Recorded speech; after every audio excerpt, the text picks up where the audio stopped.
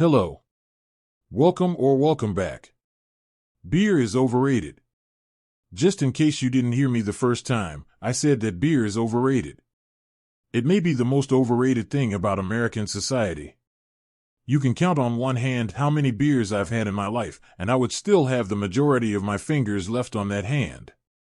I'm not the biggest fan of beer. I'm not a fan of beer at all. I even created a t-shirt stating my feelings about beard on my apparel site, justtextclothing.com. You also know who isn't a fan of beer either. Sara. One of the main characters from the story you're about to listen to, entitled The Great Beer Disillusionment. Intro over, on to the story. The Great Beer Disillusionment. Beer is overrated. My friend Sara declared one summer evening as we sat on her patio sipping craft IPAs. I nearly did a double take at such blasphemy coming from one of the biggest beer geeks I knew. Sara had always been the one dragging our friend group to the latest hot brewery or beer hall. Her Instagram was a kaleidoscope of artfully arranged beer flights, accented with the requisite pour shots of amber liquid cascading into glasses to showcase the perfect head. She'd wax poetic about tasting notes, from bready undertones to citrusy hop bombs. A fellow beer fanatic having a crisis of faith? I had to hear this one. Hear me out. Sara said, swirling her glass. I love the culture and creativity around craft beer, don't get me wrong. But at its core, beer itself is a fundamentally overhyped product that our society has turned into an entire lifestyle and identity.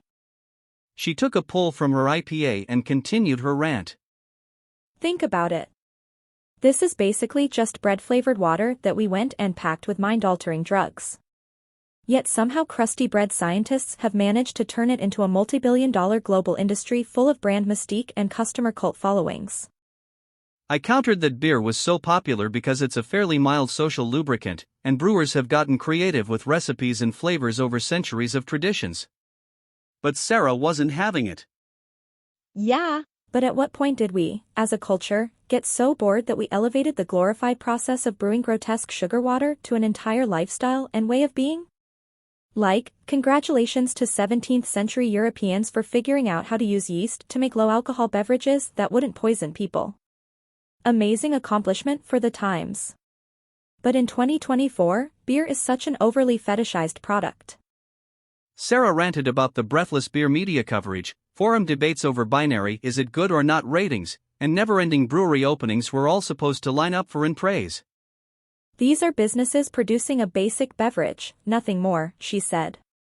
Yet we all buy into their propaganda about a beer culture and act like consuming their specific products is some self-actualizing life experience. Like no Tyler, sipping that hazy triple IPA from the heated pool at the Brewcamp Bierplatz isn't your version of Rumspringa or some life-altering journey of freedom and self-discovery. It's a freakin' beer.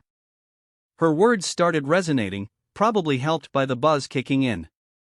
Beer had ballooned into something far beyond a casual alcoholic beverage. It was an entire culture and aesthetic, a commodification of draft lines and spent grain into a commercialized identity that could be marketed and sold. Don't get me wrong, at its core there's nothing wrong with adults enjoying beverages, and beer has an incredible history and tradition behind it. Sara said, clearly feeling emboldened on her soapbox.